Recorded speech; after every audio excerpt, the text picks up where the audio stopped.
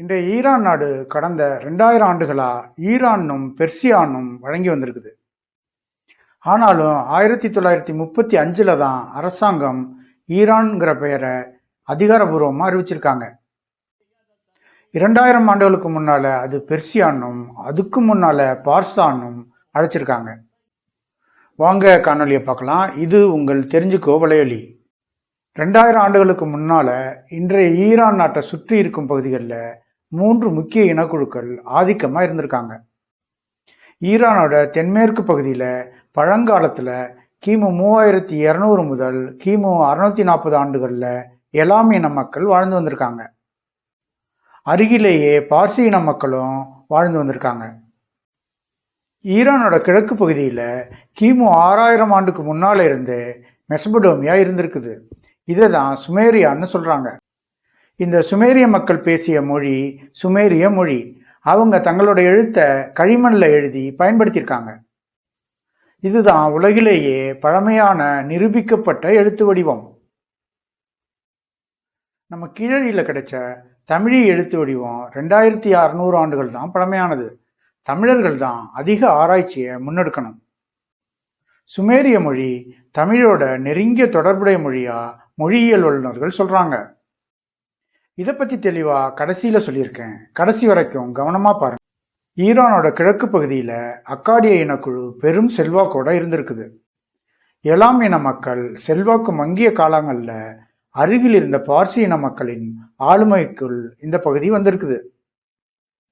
அந்த பகுதி பார்சா நாடுனும் பிற்காலத்தில் பெர்சியா நாடுனும் வழங்கி வந்திருக்குது. மேற்கத்திய நாடுகள் பெர்சியாவை தான் ஈரான் நாடுன்னு அழைச்சிருக்காங்க. ஈரான்னா ஆரியர்களின் நாடுன்னு பேராம். பாண்டிய மன்னனான நெடுஞ்செழியனை ஆரியப்படை கடந்த நெடுஞ்செழியன்னு நம்ம சங்க இலக்கியம் சொல்லுது. ஆரியப்படை கடந்த நெடுஞ்செழியன் பெர்சியாவை வென்று இருப்பானோன்னு உங்களுக்கு யோசனை வருதா? பெர்சி இன மக்கள் அதிகம் வாழ்வதால அவங்க மொழியான பார்சி தான் ஈரானோட முக்கிய மொழியா இருக்குது. பெர்சி இனத்தை சேர்ந்த சைரஸ்ங்கிறவர் கிமு 550 அக்காமேனிய பேரரசை நிறுவியிருக்காரு. அவரோட வாரிசு கிமு 330 வரைக்கும் இன்றைய ஈரான் நிலப்பரப்பை ஆண்டிருக்காங்க. அக்காமேனிங்கிறது சைரஸோட குடும்ப பெயராவோ அல்லது அவரோட முன்னோர்கள் பெயராவோ இருக்கலாம்னு நம்புறாங்க. அக்காமேனிய பேரரசு பெரிய அரண்மனைகளையும் நீண்ட சாலைகளையும் அமைச்சு வளமோட வாழ்ந்திருக்காங்க. அக்காமேனிய பேரரசு ஐரோப்பாவின் பால்கன்ல இருந்து சிந்துச்சமவெளி வரைக்கும் 75 லட்சம் கிலோமீட்டர் உள்ள மிகப்பெரிய நிலப்பரப்பை ஆண்டிருக்காங்க. இவ்வளவு பெரிய நிலப்பரப்பை சைரஸோட சந்ததிகள் நிர்வாகம் செய்ய முடியாம திணறி போனாங்க. அங்கங்கே இருந்த நிர்வாகிகளோட ஆதிக்கமும் அதிகமாயிடுச்சு. கிமு 330 கிரேக்க பேரரசன் அலெக்சாந்தர் போர் தொடுத்து அக்காமனிய பேரரசை தோற்கடிச்சான். அலெக்சாண்டரோட தலைமையில ஒருங்கிணைந்த அவனோட காலாட்படையும் குதிரைப்படையும் வில்படையும் திறம்பட போரிட்டு இருக்குது.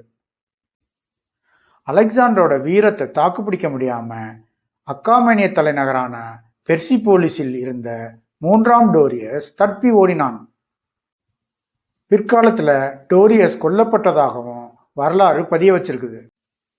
கிமு 323 அலெக்சாண்டரோட இறப்புக்கு பின் பெர்சியாங்கிற இன்றைய ஈரான் பல மன்னர்களால ஆளப்பட்டிருக்குது. இந்த சமகாலத்துல நம்ம தமிழ்நாட்டை இளம் ஜெயிச்சென்னியின் மகன் கரிகாலன் திறம்பட நேர்மையா ஆண்டுகிட்டு இருந்திருக்கான். கரிகாலன் இமயம் வரை சென்று வந்ததாகவும் வழியில எதிர்த்த நாடுகளை வென்று பணிய வைத்ததாகவும் சிலப்பதிகாரம் சொல்லுது. கிபி 224 முதல் கிபி 651 வரைக்கும் ஈரானை சாசானிய பேரரசு ஆண்டிருக்காங்க. கிபி 650 ஆண்டுகள்ல அரேபிய படையெடுப்பால சாசானிய பேரரசு முடிவுக்கு வந்துச்சு. படிப்படியா அங்குள்ள மக்கள் இஸ்லாமிய மதத்துக்கு மாறி அரேபியர்களோட இஸ்லாமிய வழக்கங்களை இன்றைக்கும் பின்பற்றுறாங்க. கடந்த பல்லாயிரம் ஆண்டுகளா இன்றைக்கும் அவர்களோட பாசி மொழியையும் கலாச்சாரத்தையும் தொடர்ந்துகிட்டே இருப்பது அவர்களுக்கு பெரும் வெற்றி தான். சுமேரிய மொழி தமிழோட நெருங்கிய தொடர்புடைய மொழியா? மொழியியல் வல்லுநர்கள் என்ன சொல்றாங்கன்னு பார்ப்போம். சுமேரிய மக்கள் பேசிய மொழிக்கு எமேகிர் மொழின்னு பேரு. சுமேரியர்கள் தங்களோட மொழியை களிமண்ணில் எழுதி பயன்படுத்தியிருக்காங்க. கிமு 1700 ஆண்டுகளுக்கு முன்னால சுமேரிய இனமும் அவங்களோட மொழியும் மற்ற இனங்களோட கலந்து தனித்தன்மை இழந்து அழிஞ்சிடுச்சு. அகழ்வாய்வுல கிமு 6000 ஆண்டுகளுக்கு முன்னால சுமேரிய மக்கள் எழுதி பயன்படுத்திய களிமண் பலகைகள் கிடைச்சிருக்குது. சுமேரிய பகுதிகளில் ஊர் என்ற பெயரில் ஒரு நகரம் இருந்திருக்குது. இந்த ஊர் இன்றைக்கு தென் ஈராக்கில் ஊர் என்ற பெயரில் இருந்திருக்குன்னு அகழ்வாய்வுல கண்டுபிடிச்சிருக்காங்க. ஊர்னா நாம எல்லாருக்கும் தெளிவா தெரியும்.